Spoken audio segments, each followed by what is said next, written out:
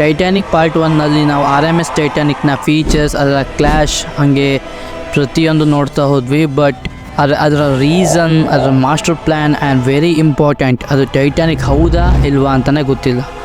ಅವೆಲ್ಲ ಇವತ್ತಿನ ವೀಡಿಯೋದಲ್ಲಿ ನೋಡ್ತಾ ಹೋಗುವ. ಅದರ ಕಾನ್ಸ್ಪಿರೆನ್ಸಿ ಥಿಯರೀಸ್ನ ನೋಡ್ತಾ ಹೋಗುವ. ನಮಸ್ಕಾರ ಕರ್ನಾಟಕ, ನಾನು ನಿಮ್ಮ mister bachelor. JP Morgan plan. ನಾನು ಮುಂಚಿನ ಟೈಟ್ಯಾನಿಕ್ ಪಾರ್ಟ್ 1ನಲ್ಲಿ 3 ಜನ ವೆರಿ ಇಂಪಾರ್ಟೆಂಟ್ ಅಂತ ಹೇಳಿದ್ದೆ. ಅವರೇ Jacob Astor, Isidor Straus and Benjamin Guggenheim. So ಈ ಥಿಯರಿ ಪ್ರಕಾರ ಮಿಲಿಯನಿಯರ್ ಬ್ಯಾಂಕರ್ JP ಮಾರ್ಗನ್ ಅವರು ಈ 3 ಜನನ ಸಾಯಿಸಬೇಕು ಅಂತ ಪ್ಲಾನ್ ಮಾಡಿದರು. ಆ್ಯಕ್ಚುಲಿ ಮಾರ್ಗನ್ ಅವರು ಈ ಜರ್ನಿಯಲ್ಲಿ ಟ್ರಾವೆಲ್ ಮಾಡಬೇಕಿತ್ತು. ಬಟ್ ಲಾಸ್ಟ್ ಮೂಮೆಂಟಿಗೆ ಅದು ಯಾಕೆ ಅವ್ರ ಮನ್ಸನ್ನ ಚೇಂಜ್ ಮಾಡಿಕೊಂಡ್ರು ಗೊತ್ತಿಲ್ಲ, ಅವರು ಅವ್ರ ಟ್ರಿಪ್ನ ಕ್ಯಾನ್ಸಲ್ ಮಾಡಿಕೊಂಡ್ರು.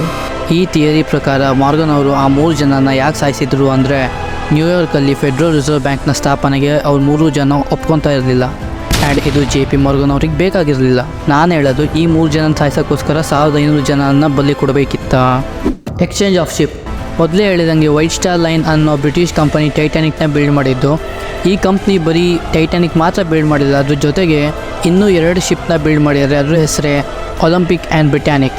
ಟೈಟ್ಯಾನಿಕ್ ಮತ್ತು ಒಲಿಂಪಿಕ್ನ ಸಿಸ್ಟರ್ ಶಿಪ್ಸ್ ಅಂತ ಕರಿತಾ ಇದ್ರು, ಯಾಕಂದರೆ ಅದೆರಡು ನೋಡೋಕ್ಕೆ ಸೇಮ್ ಟು ಸೇಮ್ ಥರ ಇದ್ವು. 1911 ಸೆಪ್ಟೆಂಬರಲ್ಲಿ ಒಲಿಂಪಿಕ್ ಟ್ರಾವೆಲ್ ಆಗ್ತಾಯಿತ್ತು. ಆಗ ಆ ಶಿಪ್ ಡ್ಯಾಮೇಜ್ ಆಗಿದ್ದಕ್ಕೆ ಮಾರ್ಚ್ 1912ಕ್ಕೆ ಸೌತ್ ಹ್ಯಾಂಪ್ಟನ್ನಿಗೆ ತೊಗೊಂಬಂದರು. ಗೈಸ್ ನೆನಪಿರಲಿ, ಟೈಟ್ಯಾನಿಕ್ ಕೂಡ ಸೌತ್ ಹ್ಯಾಂಪ್ಟನ್ನಿಂದನೇ ಅದ್ರ ಜರ್ನಿನ ಸ್ಟಾರ್ಟ್ ಮಾಡಿತ್ತು. ಈ ಥಿಯರಿ ಪ್ರಕಾರ ಒಲಿಂಪಿಕ್ ಶಿಪ್ಗೆ ಆಗಿರೋ ಡ್ಯಾಮೇಜ್ನ ಇನ್ಶೂರೆನ್ಸ್ ಅಮೌಂಟ್ನ ಕ್ಲೈಮ್ ಮಾಡೋಕ್ಕೋಸ್ಕರ ಒಲಿಂಪಿಕ್ ನೇಮ್ ಬದಲು ಟೈಟ್ಯಾನಿಕ್ ನೇಮ್ ಹಾಕಿ ಒಲಿಂಪಿಕ್ ಶಿಪ್ಪನ್ನೇ ಜರ್ನಿ ಕಳಿಸಿದ್ದಾರೆ ಅಂತ ಈ ಥಿಯರಿ ಹೇಳುತ್ತೆ.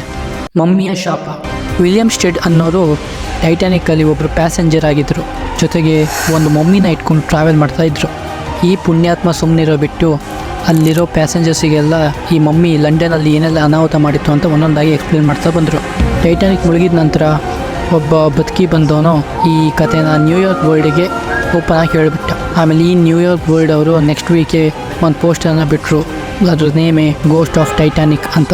ಇಷ್ಟೆಲ್ಲ ಥಿಯರಿ ಇದ್ರೂ ಕೂಡ ಯಾವುದು ಸತ್ಯ ಯಾವುದು ಸುಳ್ಳು ಅಂತ ಇನ್ನೂ ಗೊತ್ತಿಲ್ಲ. ಬಟ್ ಶಿಪ್ ಅಂತೂ ಮುಳುಗಿರೋದು ಸತ್ಯನೇ. ಎಷ್ಟೋ ಜನ ಸಬ್ಸ್ಕ್ರೈಬ್ ಆಗಲೇ ವೀಡಿಯೋನ ನೋಡ್ತಾ ಇದ್ದೀರಾ, ದಯವಿಟ್ಟು ಸಬ್ಸ್ಕ್ರೈಬ್ ಆಗಿ. ಮುಂದೆ ಬರೋ ಕಂಟೆಂಟ್ಸ್ನ ನೋಟಿಫಿಕೇಷನ್ಸ್ ಡೈರೆಕ್ಟಾಗಿ ನಿಮ್ಮ ಮೊಬೈಲಿಗೆ ಬರುತ್ತೆ. ವಿಡಿಯೋ ಇಷ್ಟ ಆಗಿದ್ರೆ ಒಂದು ಲೈಕ್ ಮಾಡಿ. ಸಿಗುವ ಮುಂದಿನ ವೀಡಿಯೋದಲ್ಲಿ. ಅಲ್ಲಿ ತನಕ ಟೇಕ್ ಕೇರ್, ಬಾಯ್.